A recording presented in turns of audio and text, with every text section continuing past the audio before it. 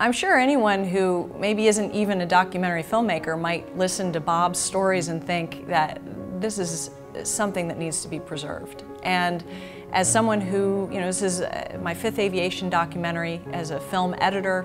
I've participated in many other films that forward the story of aviation.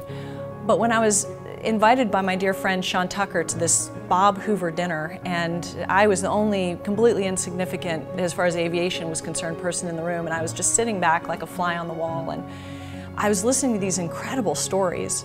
And not only are they important stories, but he's so charming, and he's such a good storyteller.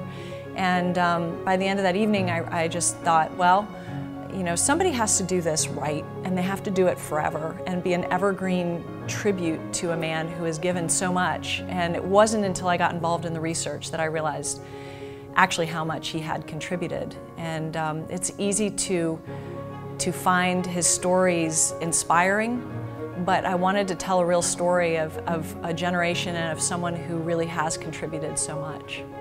I think the thing about our film that's important to me is that while we make a big deal about there's never going to be another Bob Hoover, one of the things I really definitely wanted to communicate is he should be an inspiration to others, and that we should be looking to who is going to be carrying that torch and who are the next Bob Hoovers. And I think that, for me, as far as why it's important for us to be here at NBAA, I think that that's an important message to carry.